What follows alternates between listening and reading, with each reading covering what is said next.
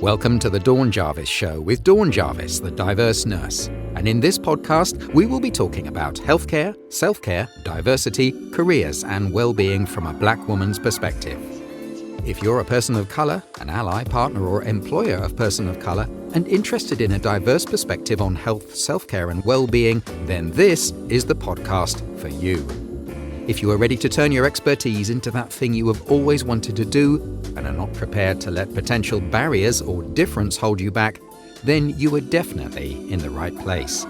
Join registered nurse, coach and motivational speaker Dawn Jarvis, the diverse nurse, to get the advice, inspiration, strategies and tough love you need to manifest the life, career or organisation that you want and need in this diverse world. We're really happy that you're here. So if you're ready, let's get on with the show. Welcome to the Dawn Jarvis Show.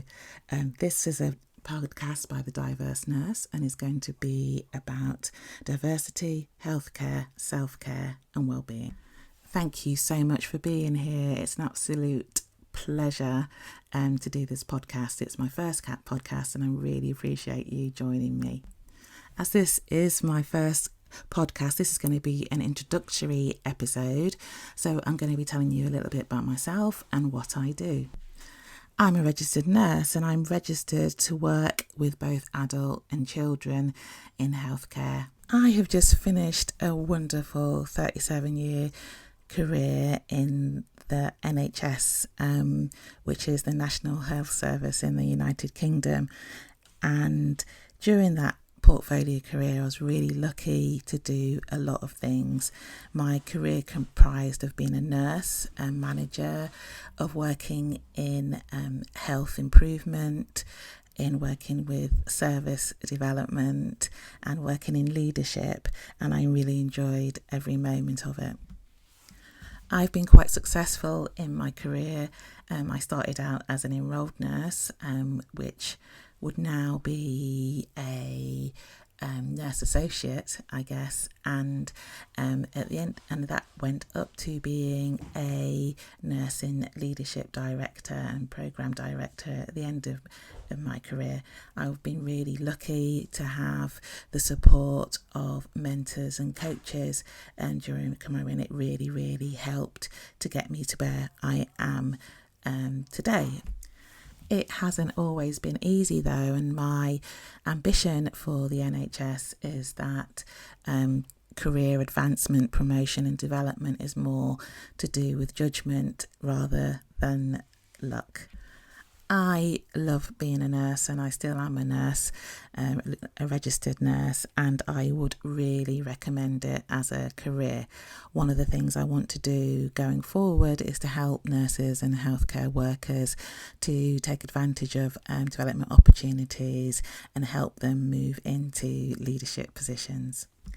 I am also working with healthcare executives and my work will be around supporting them to develop their diverse workforce, which I believe and know is required to support healthcare users in our diverse populations and to help them to have their best health.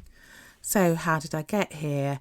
Well, I currently live in Wembley in northwest London, the home of Wembley Stadium, and I have lived in London for 37 years. In fact, the entire time I worked for the NHS. I was born in Loughborough in Leicestershire, and my family heritage is Jamaican. My parents came over from Jamaica in the 60s to make a life for themselves. I went to school in Loughborough, and so Loughborough is a place where there's not many Black people. So I had this kind of dual lifestyle, which I think is familiar to many people who have immigrant parents. And then when I went to school, I was the, I guess, normal English schoolgirl, but when I went home I had a totally different life altogether, where my family were completely Jamaican with different traditions, different food, a different way of being and a different way of being brought up. So that was a bit of a balancing act and quite difficult to do sometimes. I grew up in the 70s and the 70s world was quite harsh and not many allowances were made for difference, and I wanted definitely to be around more people who look like me and to make that happen. And I also wanted to be a nurse, so to make that happen I left home at 18 and came to London to do my nurse training, which was wonderful. Interestingly, I assumed that my bullying days and racism were over because I thought everybody who worked for the NHS was kind and pure and not racist. That didn't turn out to be the case, but I had a wonderful time and met lots of wonderful people during the course of my career, a lot of whom I'm still in touch with today. I left the NHS recently to work on my own business full time as a nurse entrepreneur, coach and motivational speaker.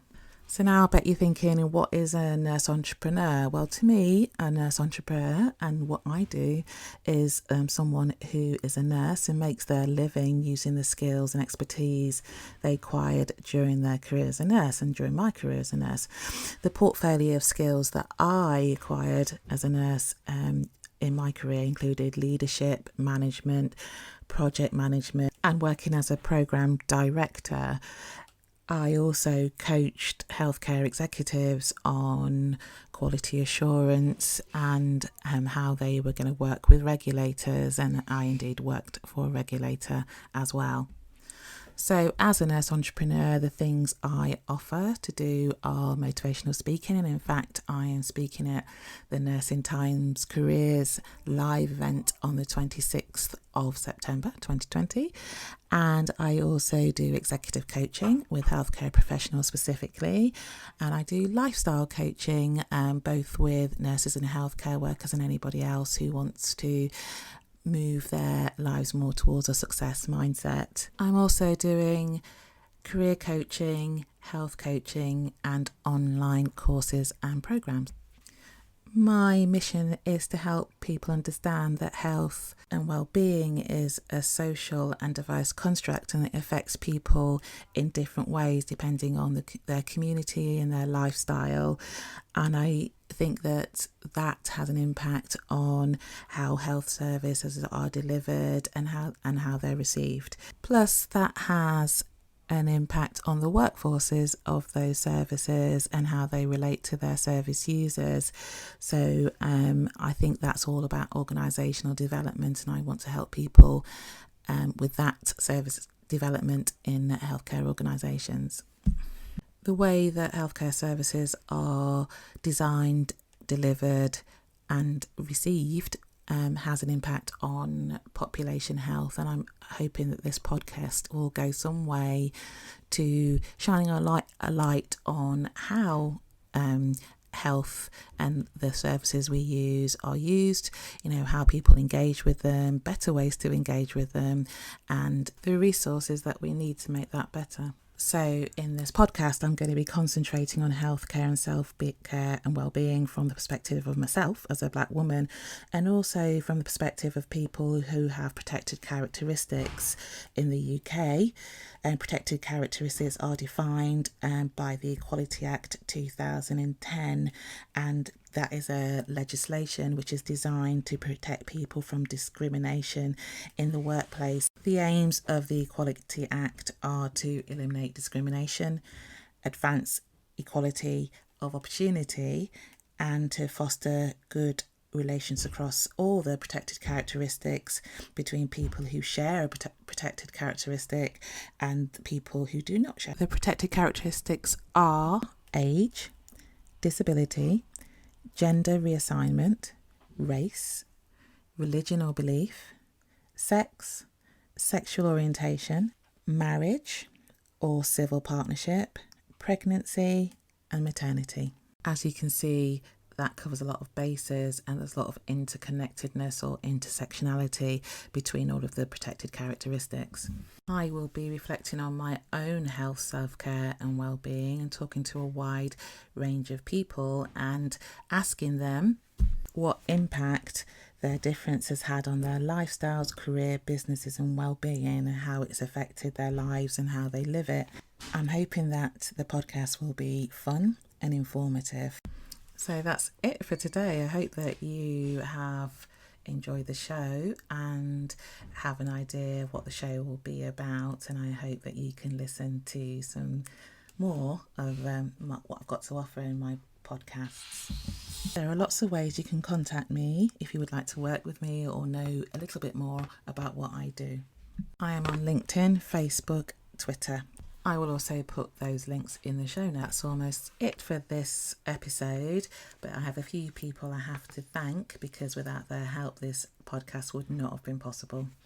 I would like to thank Rosetta Thurman and the members of her Six Figure Queen Mastermind, and also the members of Podcast School for inspiring me to do this podcast. I'd like to thank Safia Sator, the Connected Entrepreneur, who's my personal coach, and the members of the Coaches Launch Lab and the Launch Lab membership for their advice, inspiration and support. These are amazing ladies. The other people who made this podcast possible are Matthew Morrison, Tyson's Ghost, who did the intro and outro music for this podcast, the voiceover artist and actor Andrew Bagley, who did the spoken intro and outro for the show, the actor Mia Jarvis, who is also my daughter, who gave me direction on my voice, and lastly I'd like to thank Fergus Elder, also known as the Farmer, for being my rock. Thanks a million for listening, and I hope to see you next time. Thank you for listening to the Dawn Jarvis Show. If you enjoyed this episode, there are 2 things you can do. Number 1, leave me a rating and a review on Apple Podcasts. It would mean so much to me if you took a moment out of your time to post your thoughts on the show. It will help me reach so many more people and help them with their well-being. Number 2, subscribe to my email list, the Diverse Nurse Digest, using the link in the show notes. Until the next time, thank you and goodbye.